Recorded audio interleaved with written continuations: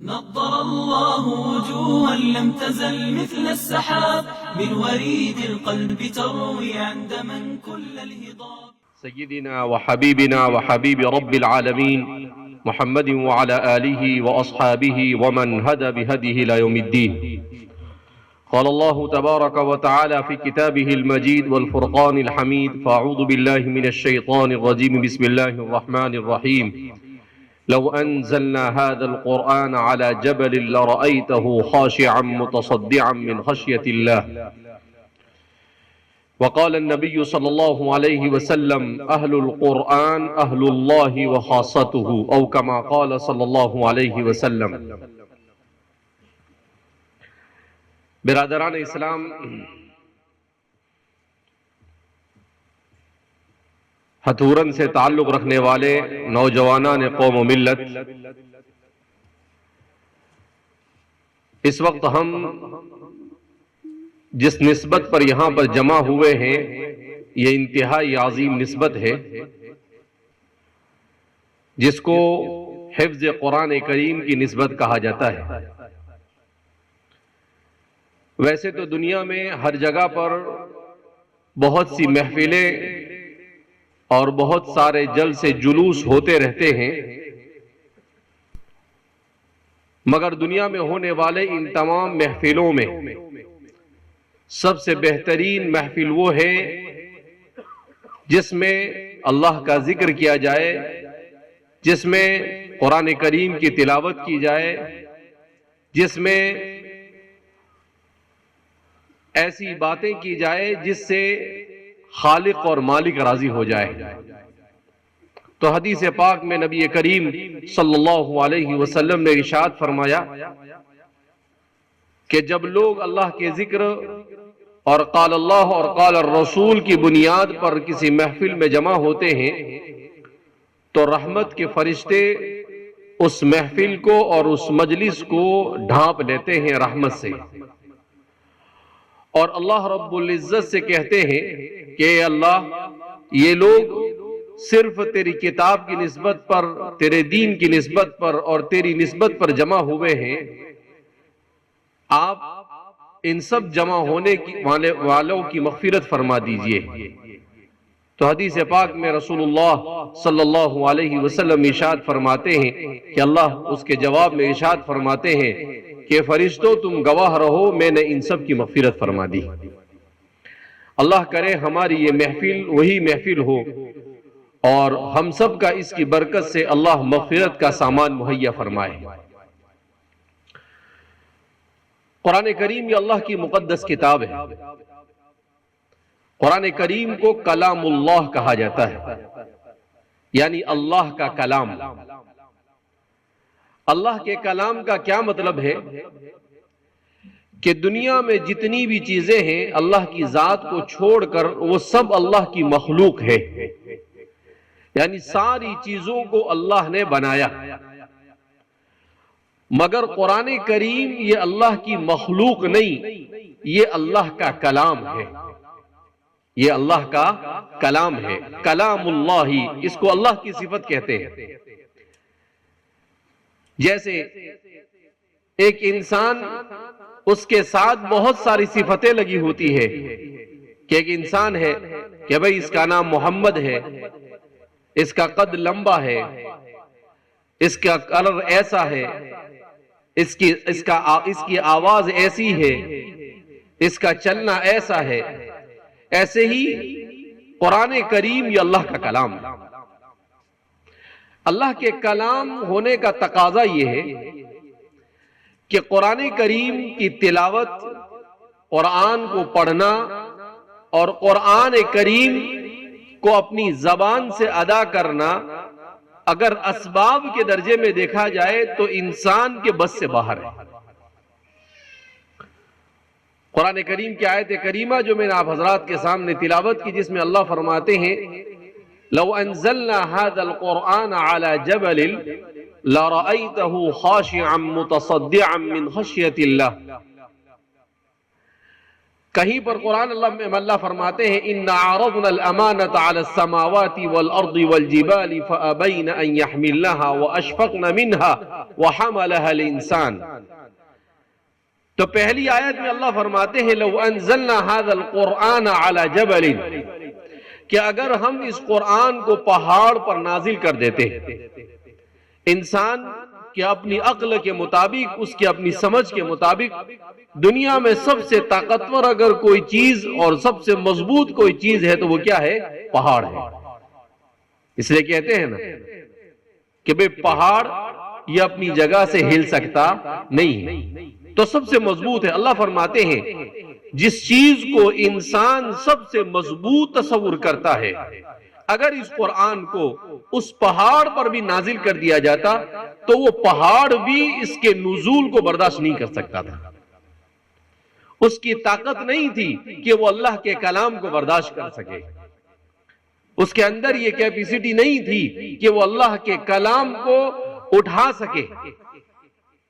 قرآن نے دوسری جگہ پر کہا، اللہ فرماتے ہیں اِنَّا عَرَضْنَا الْأَمَانَةَ عَلَى السَّمَاوَاتِ وَالْأَرْضِ وَالْجِبَالِ، کہ ہم نے قرآن کی اس امانت کو آسمان کو پیش کیا، زمین کو پیش کیا، جو آسمان انسان کی نگاہ میں سب سے بڑا ہے۔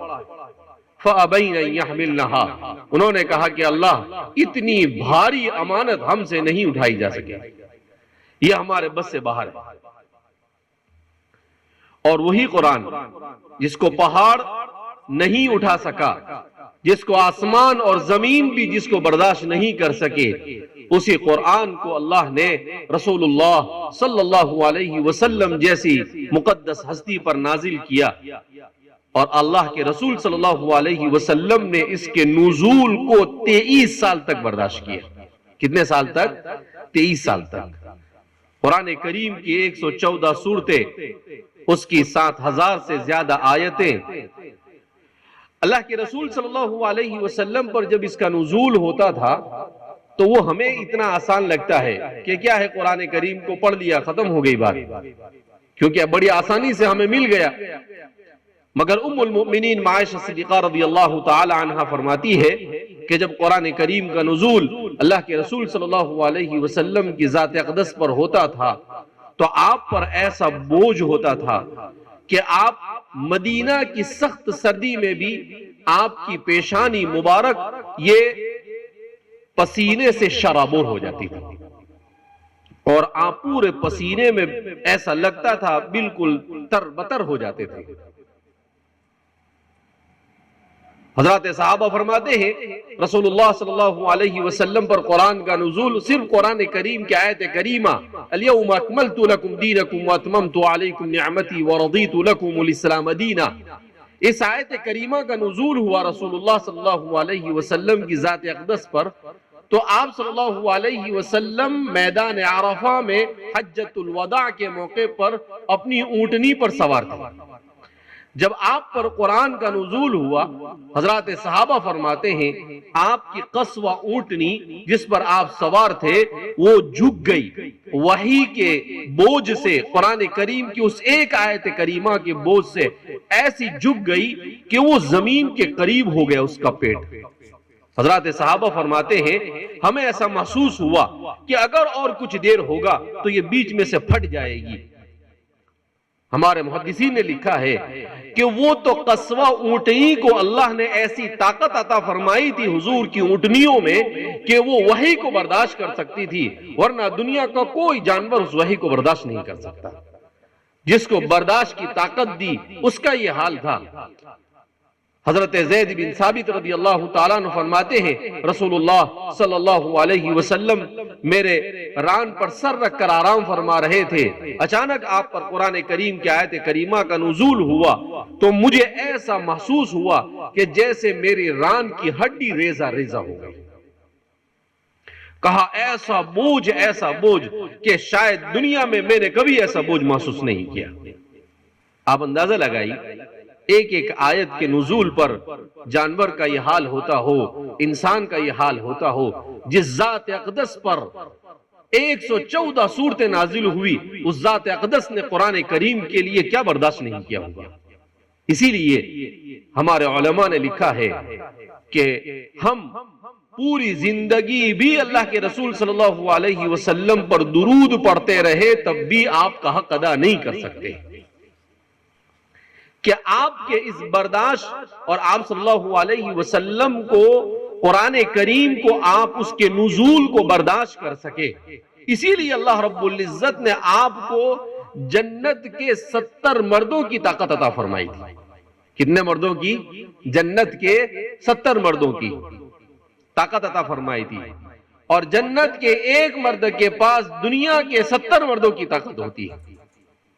تو اس سے اندازہ لگائے کہ اللہ کے رسول صلی اللہ علیہ وسلم کو اسی قرآن کو آپ برداشت کر سکے، اس لیے آپ کو ایسا بنایا گیا اور آپ کے اندر وہ طاقت رکھی گئی، مگر اسی قرآن کو ہمارا چھوٹا سا بچہ پڑھ لیتا ہے۔ کیوں؟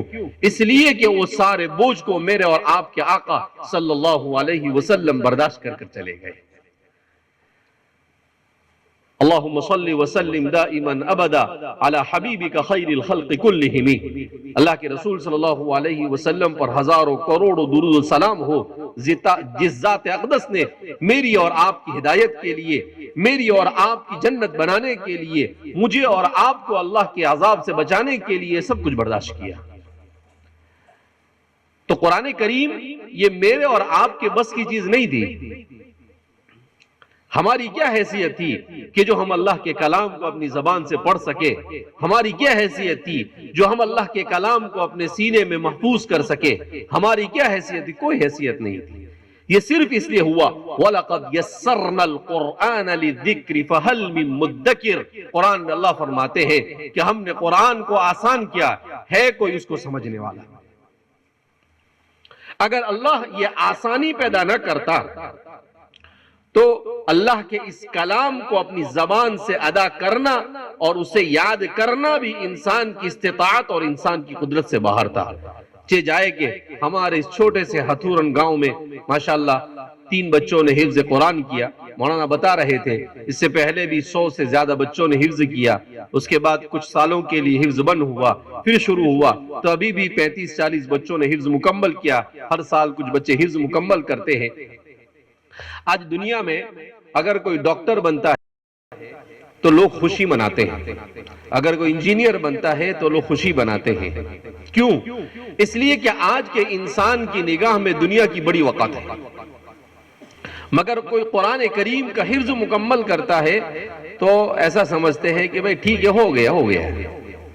مگر بہت سعادت مند ہے وہ جسے اللہ اپنے قرآن کو اپنے سینے میں محفوظ کرنے کی توفیق مرحمت فرمائے۔ یہ ہر ایک کے بس کی بات نہیں ہے، ہر ایک سے یہ نہیں ہوتا ہے۔ اسی لیے ہمارے علماء نے لکھا ہے کہ دنیا میں اللہ رب العزت اپنا عذاب مختلف انداز میں لوگوں کو دیتا ہے۔ اللہ کے عذاب میں دنیا میں سب سے بدترین عذاب کیا ہے؟ امام عبد الرحمن الجوزی فرماتے ہیں دنیا میں سب سے بدترین عذاب یہ ہے کہ انسان کو اللہ اپنی اطاعت کی لذت اور اپنی عبادت سے محروم کر دے۔ انسان کو قرآن کی تلاوت میں مزہ نہ آئے، انسان کو نماز پڑھنے میں مزہ نہ آئے، انسان کو اللہ کا ذکر کرنے میں مزہ نہ آئے، کوئی بھی نیکی کرنے میں اسے مزہ نہ آئے، اور برائی کرنا اسے بہت اچھا لگے۔ کہا یہ کیوں ہوتا ہے ایسا؟ کہا اس وقت ہوتا ہے جب بندہ گناہوں کا عادی بن جاتا ہے تو اللہ رب العزت اپنی اطاعت اور عبادت کی لذت سے اسے محروم کر دیتا ہے، یہاں تک کہ آہستہ آہستہ اگر وہ اس پر توجہ نہیں دیتا ہے تو اللہ حفاظت فرماتے ہیں حکیم الامت حضرت تھانوی رحمت اللہ علیہ کے ایک واسطے سے خلیفہ حضرت مولانا حکیم اختر صاحب وہ فرماتے ہیں کہ گناہ کرنے کے بعد جب گناہ کا احساس دل سے مر جائے، کسی مسلمان کی کیفیت یہ ہو جائے کہ وہ گناہ کرے اور اس کے دل میں گناہ کا احساس بھی باقی نہ رہے، کہا اس مومن کے لیے خطرہ ہے کہ اس کا ایمان اور اس کا خاتمہ ایمان پر نہیں ہوگا، کیوں؟ اس لیے کہ وہ گناہ کا اتنا عادی بن چکا ہے کہ اسے اپنے گناہ کا احساس بھی نہیں۔ ایک دن ایسا آئے گا کہ وہ ایمان سے محروم ہو کر کفر کی وادی میں بھٹک جائے گا اور ہمیشہ ہمیشہ کے لیے جہنم کے عذاب اور جہنم کا ایندھن بن جائے گا۔ اللہ ہماری حفاظت فرمائے۔ تو فرماتے ہیں کہ یہ عبادت ہم کو قرآن پڑھنے میں مزہ نہیں آتا ہے۔ امام حسن بصری کے پاس ایک شخص آیا اور کہا کہ حضرت میں روز سوچتا ہوں کہ تہجد پڑھوں مگر مجھے تہجد میں میری آنکھیں نہیں کھلتی، اس کی کیا وجہ؟ تو حضرت حسن بصری نے کہا کہ اپنے آپ کو دن میں گناہوں سے بچاؤ گے تو اللہ تمہیں تہجد میں اٹھائے گا، اور پورا دن گناہوں کے اندر میں گزارو گے تو اللہ کبھی تمہیں تہجد کی توفیق نہیں دے گا۔ تو کہا اللہ کے سامنے سجدہ کرنے کی توفیق کا ملنا یہ بھی اللہ کی طرف سے ہوتا ہے، اللہ کے فضل اور اس کے احسان سے ہوتا ہے۔ آج ہمارا معاشرہ گناہوں کے دلدل میں پھنس چکا ہے۔ قرآن کہتا ہے وَذَرُوا ظَاهِرَ الْإِثْمِ وَبَاطِنَهُ، ظاہری اور باطنی تمام گناہوں کو چھوڑ دو، مگر ہمارا معاملہ بالکل اس کے برعکس، ہم آنکھوں کے گناہ میں مبتلا ہے۔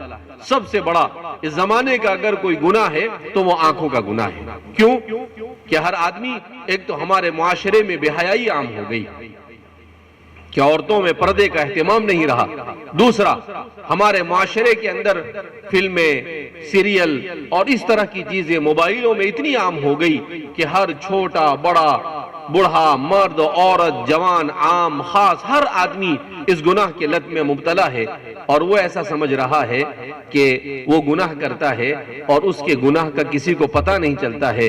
عبد الرحمن الجوزی فرماتے ہیں سب سے مہلک ترین اگر کوئی گناہ ہے تو وہ تنہائی کا گناہ ہے۔ جیسے تنہائی کی عبادت اللہ کو سب سے زیادہ پسند ہے، ایسے ہی تنہائی کا گناہ یہ سب سے زیادہ ہلاکت خیز ہے۔ جب آدمی تنہائی میں کوئی نہیں دیکھ رہا ہے، وہ سمجھتا ہے کہ میں سو گیا، سونے کا میں نے ناٹک کیا اور رجائی اور چادر منہ پہ ڈال دی اور اندر میں موبائل لے کر اس کے اندر میں کچھ بھی دیکھ رہا ہے، اور وہ سمجھتا ہے کوئی نہیں دیکھتا۔ واللہ معکم اینما کنتم، چاہے کوئی دیکھے نہ دیکھے اللہ کی ذات تو دیکھ رہی ہے۔ اللہ کے چنگل سے کوئی نہیں بچ سکتا ہے۔ حدیث پاک میں اللہ کے رسول صلی اللہ علیہ وسلم نے ارشاد فرمایا کہ سیاہ چونٹی سیاہ چٹان پر تاریک رات میں چلتی ہے، اللہ رب العزت اس کے چلنے کی آواز بھی عرش پر سنتا ہے، اور اللہ اس کے چلنے کے نشان بھی اللہ کو نظر آتے ہیں۔ ارے بھئی چونٹی ہوتی ہے نا جس کو گجراتی میں کیڑی کہتے ہیں، تو آپ نے کبھی دیکھا اس کے چلنے کا نشان ہوتا ہے؟ نہیں، ہم نے کبھی نہیں دیکھا، لیکن اس کے چلنے کا نشان ہوتا ہے۔ کہا اللہ کی ذات ایسی ہے کہ جب وہ اندھیری رات میں کالی چٹان پر چلتی ہے، اللہ کو اس کے چلنے کے نشان بھی نظر آتے ہیں اور اللہ کو اس کے چلنے کی آواز بھی پہنچتی ہے۔ تو اللہ سے کوئی نہیں بچ سکتا ہے، مگر چونکہ ہمارا ایمان کمزور ہو چکا ہے، گناہوں کی کثرت کی وجہ سے ہمارا ایمان کمزور ہو چکا ہے، اللہ کے حقوق کو فراموش کر دینے کی وجہ سے، اللہ کی مخلوق کے حقوق کو فراموش کر دینے کی وجہ سے، جس کے نتیجے میں یہ صورتحال ہے کہ ہم ہر قسم کے گناہ پر آمدہ ہو جاتے ہیں۔ نہ ہمیں قرآن کریم کی تلاوت کا شوق، نہ ہمیں قرآن کریم کو سمجھنے کا شوق، جبکہ فتنوں کے دور میں اگر ہم اپنے ایمان کو بچانا چاہتے ہیں تو قرآن کریم کے علاوہ اور کوئی چیز ہمیں فتنوں سے نہیں بچا سکتی ہے۔ حدیث پاک میں رسول اللہ صلی اللہ علیہ وسلم نے ایک مرتبہ حضرات صحابہ کے سامنے ارشاد فرمایا کہ میری امت پر ہلاکت خیز فتنے آئیں گے۔ حضرت علی فرماتے ہیں تو میں نے پوچھا اے اللہ کے رسول صلی اللہ علیہ وسلم ان فتنوں سے بچنے کا راستہ کیا، ہم کیسے ان فتنوں سے بچیں گے؟ تو اللہ کے رسول صلی اللہ علیہ وسلم نے ارشاد فرمایا کتاب اللہ، اللہ کی کتاب سے، کہ قرآن کو پڑھو گے، قرآن کو سمجھو گے، قرآن پر عمل کرو گے تو اللہ تمہیں ہر قسم کے فتنوں سے بچائے گا۔ یہ قرآن ہر قسم کی دنیا کی تمام روحانی اور ظاہری اور باطنی بیماریوں کا علاج ہے۔ اس سے بڑھ کر اور کوئی چیز انسان کے لیے مفید نہیں ہو سکتی ہے، یہی انسان کی نجات کا ذریعہ ہے۔ تو اللہ رب العزت نے توفیق مرحمت فرمائی کہ الحمدللہ ہمارے یہاں پھر بھی پہلے بہت ساری جگہوں کے مقابلے میں اب بھی ماحول ہے، مگر ماحول آہستہ آہستہ بدلتا جا رہا ہے۔ جیسے جیسے ہمارے وورا کمیونٹی جو یہ 52 گامڑی میں رہتی ہے، ان کے پاس پیسہ آتا جا رہا ہے، ویسے ویسے ان کا مزاج رنگ برنگی ہوتا جا رہا ہے۔ اب وہ آہستہ آہستہ قرآن سے بھی دور ہو رہے ہیں، اب وہ آہستہ آہستہ مسجدوں سے دور ہو رہے ہیں۔ یہ پیسہ ہمیں آہستہ آہستہ خود اپنوں سے دور کر رہا ہے، اپنوں سے۔ ایک مرتبہ ہمارے والد صاحب کے ساتھ بیٹھے ہوئے تھے تو والد صاحب کہنے لگے کہ بیٹا پہلے پیسہ نہیں تھا لیکن محبت تھی، آج پیسہ آ گیا مگر محبت باقی نہیں رہی۔ ہمارے والد صاحب کا ننیال ہے ہتھورن شریف، کہ ہمارے والد صاحب کا ننیال ہے، ہمارا ننیال رویدرا شریف ہے۔ تو ہمارے والد صاحب یہاں ہتھورن کے قصے بھی بتاتے رہتے ہیں، اپنے اسکول کے قصے وغیرہ۔ بہرحال تو وہ فرماتے تھے کہ ہم نے دیکھا ہے دنیا کو کہ جب ہمارے لوگوں کے پاس کچھ نہیں تھا لیکن آپس میں ایک دوسرے کے ساتھ تعلقات بڑے اچھے تھے، ایک دوسرے کے ساتھ محبت بہت تھی، مگر جیسے جیسے یہ پیسہ آنا شروع ہوا ویسے ویسے ہمارے تعلقات میں بگاڑ آنا کیا ہو گیا، شروع ہو گیا۔ تو یہ نہیں ہونا چاہیے۔ اسی لیے اللہ کے رسول صلی اللہ علیہ وسلم نے کیا ارشاد فرمایا، انی لا اخاف علیکم الفقر انما اخاف علیکم الغنی، اے میری امت میں تم پر فقر سے نہیں ڈرتا ہوں، تمہارے پاس مال کم ہوگا تو تم فتنوں میں کم مبتلا ہوں گے، مگر جب تمہارے پاس مال کی کثرت ہوگی تو تم فتنوں میں مبتلا ہو جاؤ گے۔ انما اخاف علیکم الغنی، تمہارے پاس مال کا فتنہ۔ اللہ کے رسول صلی اللہ علیہ وسلم نے ارشاد فرمایا، ہر امت کو ہلاک کرنے والا ایک فتنہ ہوتا ہے، اور میری امت کو ہلاک کرنے والا سب سے عظیم اگر کوئی فتنہ ہے تو وہ فتنہ مال ہے۔ ٹھیک ہے مال ہے، مگر مال کو حلال طریقے سے کما کر صحیح اور حلال طریقے سے خرچ کیا جائے تو یہ مال نعمت ہے، اور اسی مال کو حرام طریقے سے کما کر حرام راستے میں خرچ کیا جائے تو یہ مال عذاب اور فتنہ ہے۔ ایسا مال مومن کے لیے دنیا اور آخرت میں ہلاکت کا باعث ہے۔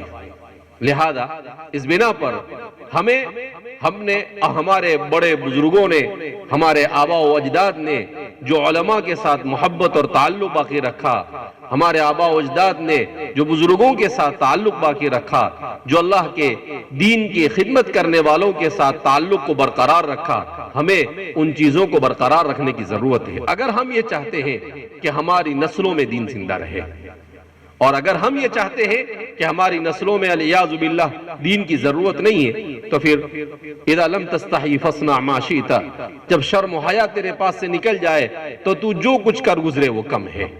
لہذا اس بنا پر ہمارے معاشرے کو یہ سمجھنا چاہیے کہ مال ہی سب کچھ نہیں ہے، سب سے اہم ترین چیز میرے اور آپ کے لیے میرا اور آپ کا دین ہے۔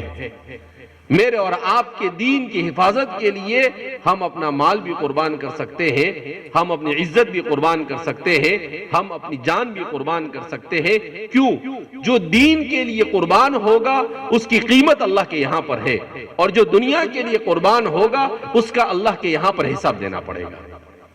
اللہ کے رسول صلی اللہ علیہ وسلم اپنے صحابہ کی کیسے تربیت کرتے تھے؟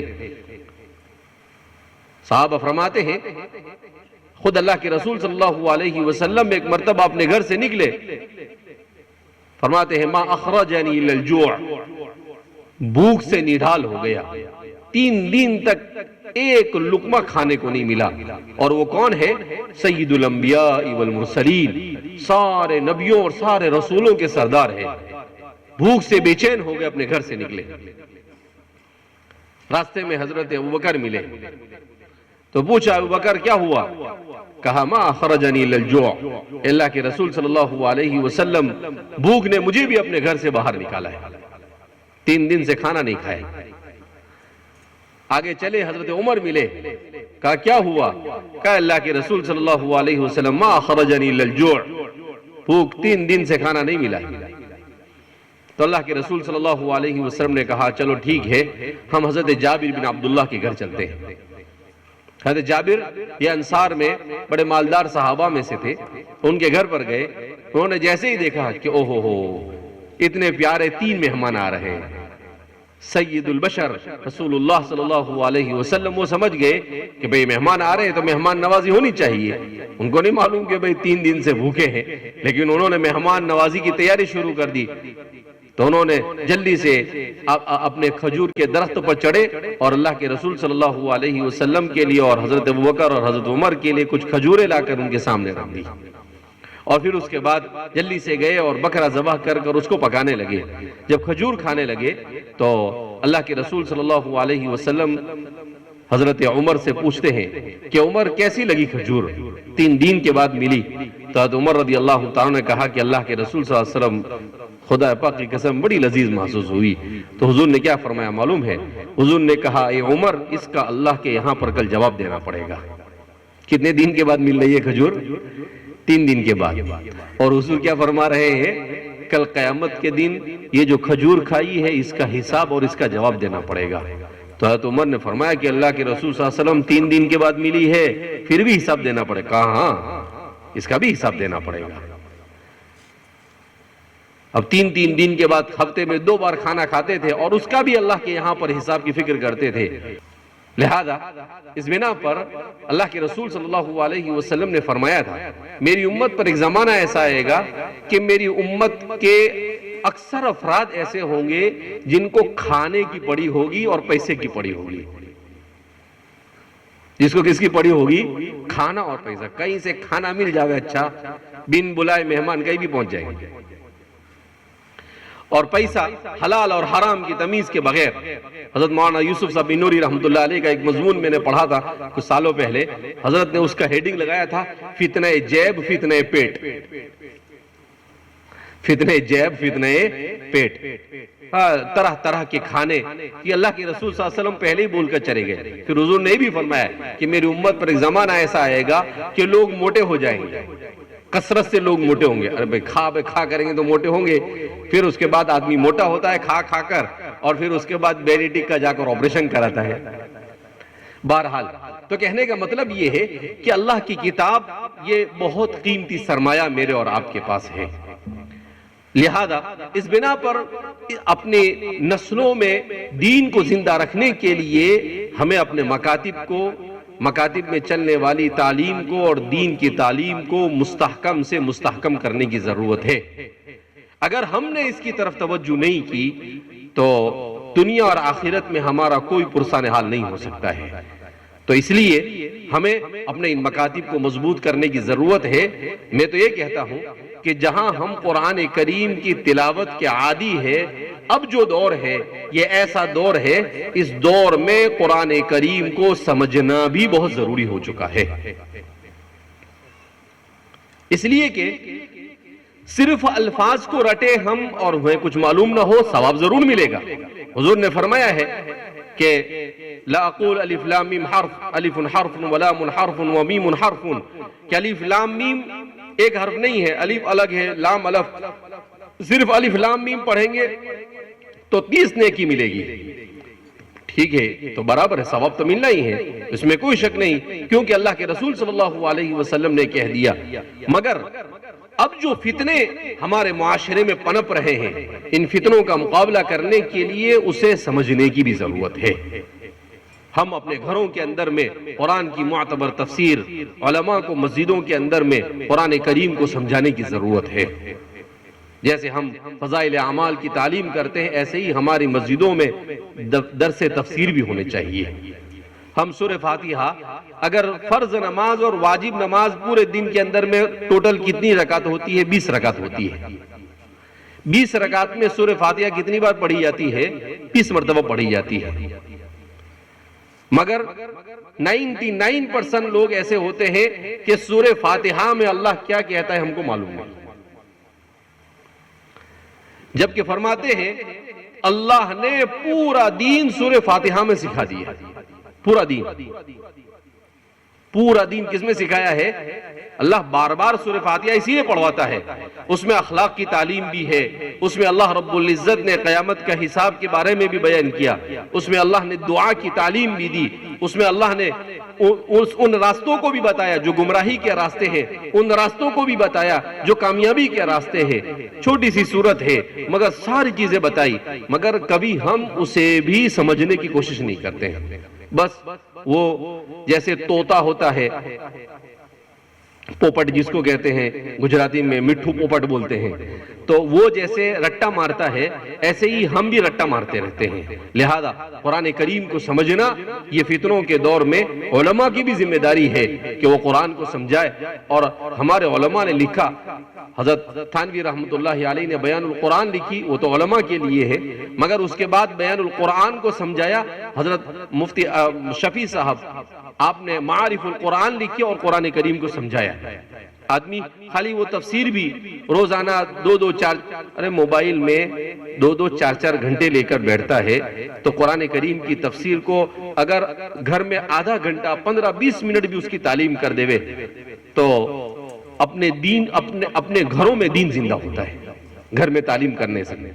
شیخ الاسلام فقیہ العصر حضرت مولانا تقی عثمانی صاحب کی اہلیہ کا انٹرویو ابھی کچھ دنوں پہلے شائع ہوا تھا، تو ان کی اہلیہ نے بتایا کہ حضرت اپنے گھر میں آج بھی 80 سال کی عمر میں گھر کے سارے بچوں، نواسوں، پوتوں کو، جو بھی اپنے بچوں کو سب کو جمع کر روزانہ 15 سے 20 منٹ کوئی قرآن کریم کا کوئی قصہ سناتے ہیں یا کوئی کتاب کی تعلیم کر بتاتے ہیں، تو ان کے گھروں میں دین زندہ ہے۔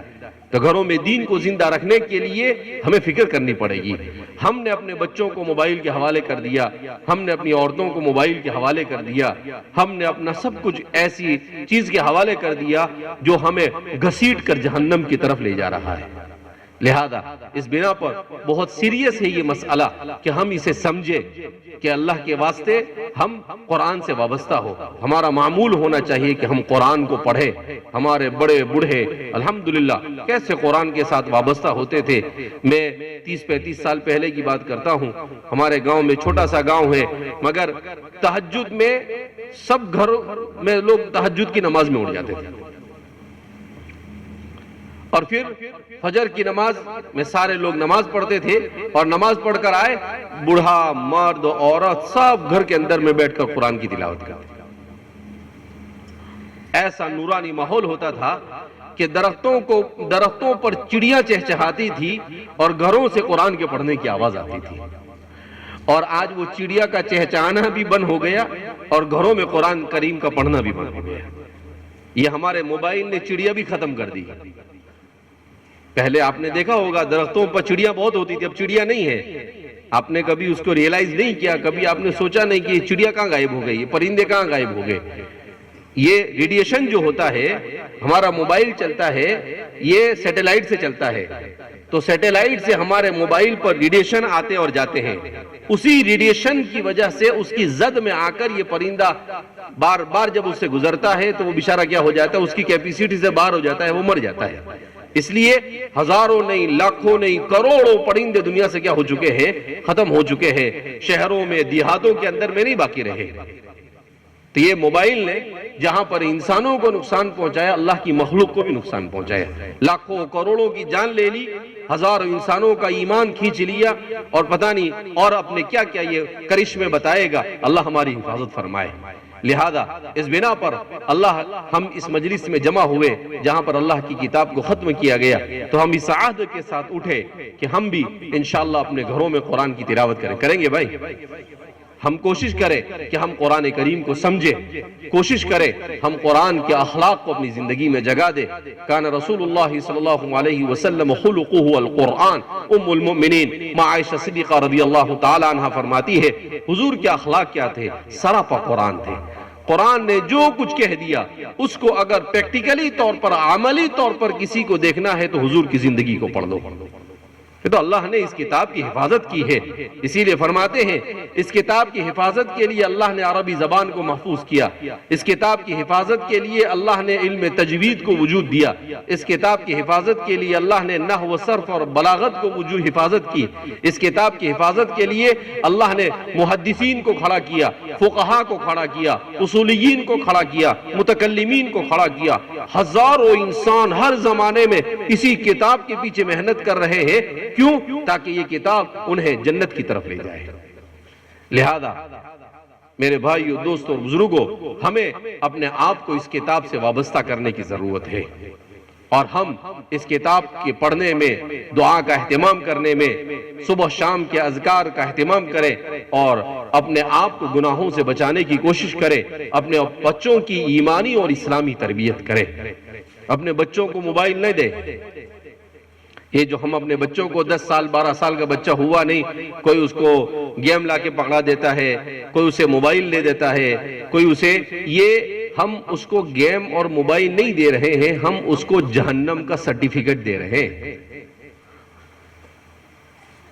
لہذا ان چیزوں سے بچنا چاہیے۔ کوئی اس کو ٹیپ لا کر دے دیتا ہے بچوں کو، کہا کیا اپنا تو سر نہیں کھاوے، ارے بھئی آپ کا سر نہیں کھاوے، اس کے بدلے میں وہ اپنی جہنم بنا رہا ہے، اور آپ بھی اپنی جہنم کے گڑھے کھود رہے ہیں۔ اس لیے کہ کل قیامت کے دن وہ کہے گا کہ اللہ اس نے میرا باپ ہے، یہ میری ماں ہے، یہ میرا دادا ہے، میری دادی ہے، یہ ماموں ہے، چاچا ہے، انہوں نے کوئی تربیت نہیں، یہ بھی موبائل لے کے بیٹھے اور ہم کو بھی موبائل پکڑا دیا۔ تو اللہ کہیں گے کرے سب موبائل والوں کو پکڑ کے پھینک دو جہنم میں، اللہ ہماری حفاظت فرمائے۔ لہذا اس بنا پر ہم موبائل کی جگہ پر قرآن کو پکڑیں، کتاب کو پکڑیں، اور ہمارا نوجوان خاص طور پر اپنے آپ کو تعلیم سے وابستہ کریں۔ ادھر ادھر چوراہوں پر کھڑے ہو کر اپنی زندگی گزارنا، تیری اور میری کرنا، لوگوں کی غیبت کرنا، کون کیا کرتا ہے کون کیا نہیں کرتا ہے۔ ہمارے یہ گجراتی کمیونٹی میں یہ بھی بہت بڑی بیماری ہے، افریقہ میں رہے گا، مگر گاؤں میں کون سی گلی میں کیا ہو رہا ہے اس کی ساری رپورٹنگ اس کو ہوتی رہتی ہے۔ ارے بھائی تو وہاں پر محنت کر، یہاں یہ محنت کرے، یہاں 2-4 پنچایتی ہوتے ہیں وہ یہاں کی ساری خبر ادھر بھیجتے رہتے ہیں، اور وہاں 2-4 ہوتے ہیں وہ سارے واٹس ایپ یونیورسٹی کے اندر میں سب کیا کرتے رہتے ہیں، فارورڈ کرتے رہتے ہیں کہ وہاں گاؤں میں یہ ہوا، گاؤں میں یہ ہوا۔ کل قیامت کے دن اللہ یہ نہیں پوچھے گا تو نے تیرے گاؤں کی خبر رکھی، اللہ یہ پوچھے گا تو نے کیا کیا اور کیا نہیں کیا۔ لہذا جس چیز کا اللہ کو جواب دینا ہے اس کی تیاری کریں، ان چیزوں کی طرف ہم نہ دوڑیں جن چیزوں کو اللہ رب العزت کے سامنے ہمیں کوئی سوال نہیں ہونے والا ہے۔ بہرحال بہت ہی مبارکبادی کے مستحق ہے ہمارے یہ تینوں بچے جنہوں نے قرآن کریم کو اپنے سینے میں محفوظ کیا، ان کے استاد محترم، ان کے والدین، اور ہمارا یہ پورا مکتب جو ماشاءاللہ جس میں 200 طلبہ پڑھتے ہیں۔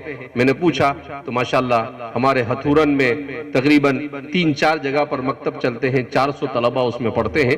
الحمدللہ خوشی کی بات ہے، اور یہ ہونا چاہیے۔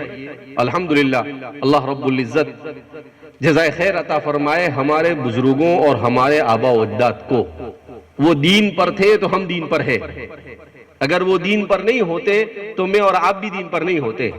آج بھی ہندوستان میں، ہندوستان سے باہر نہیں، ہندوستان میں بہت ساری ایسی جگہ ہیں جہاں پر مسلمان ہیں مگر اس کو یہ نہیں معلوم کہ وہ خود مسلمان ہے یا نہیں۔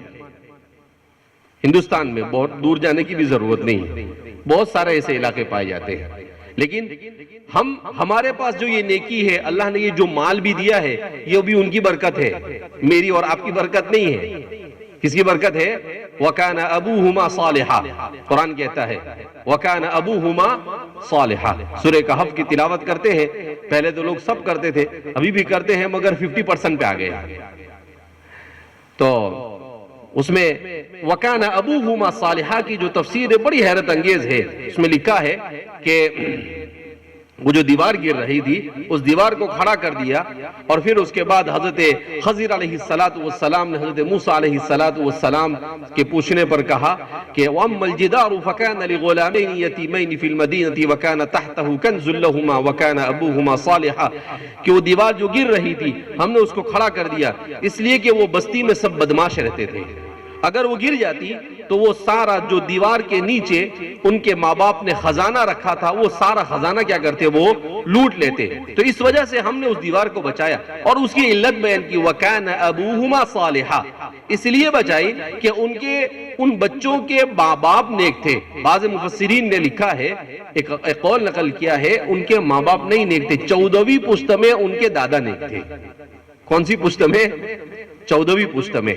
اس کا فائدہ 14 پشت کے بعد ملتا ہے. تو فرماتے ہیں کہ دنیا میں جب ماں باپ نیک ہوتے ہیں تو ماں باپ کی نیکی کا بدلہ اللہ ان کی ذریت کو نسلوں تک، 1 نہیں 2 نہیں 10 نہیں 20 نہیں 25 نسلوں تک اللہ ان کی ذریت کو دنیاوی اعتبار سے بھی فائدہ پہنچاتا ہے اور اخروی اعتبار سے بھی فائدہ پہنچاتا ہے. لہذا اس بنا پر اپنے آپ کو، جیسے ہمارے ماں باپ آبا و اجداد نیک اور صالح تھے، انہوں نے مسجدوں کو آباد کیا، مدرسوں کو آباد کیا، اپنے گھروں میں قرآن کی تلاوت کی، اپنی عورتوں میں دین کو زندہ رکھا، اپنے جوانوں میں دین کو زندہ رکھا، علماء سے محبت کی. ہم بھی اسی ڈگر پر چلتے رہیں گے تو اللہ کی ذات سے پوری امید ہے کہ انشاءاللہ نسلوں تک، ہماری نسلوں میں بھی اللہ دین کو محفوظ رکھے گا. اللہ رب العزت پروگرام کرنے والے ہمارے تمام ساتھیوں کو جزائے خیر عطا فرمائے اور اللہ رب العزت ہم سب کے یہاں پر جمع ہونے کو قبول فرمائے. اللہ راضی ہو جائے سے اعمال کی توفیق مرحمت فرمائے، ناراضگی والے اعمال سے اللہ ہماری حفاظت فرمائے اور قرآن کریم کو ہمارے حافظ ہونے والے ان بچوں کے سینوں میں محفوظ فرمائے. ان کے لیے، ان کے والدین کے لیے اور ان کے اہل خانہ اور خاندان والوں کے لیے نجات کا ذریعہ بنائے. اللہ کہنے سننے سے زیادہ عمل کی توفیق مرحمت فرمائے. وآخر دعوانا الحمدللہ رب العالمین.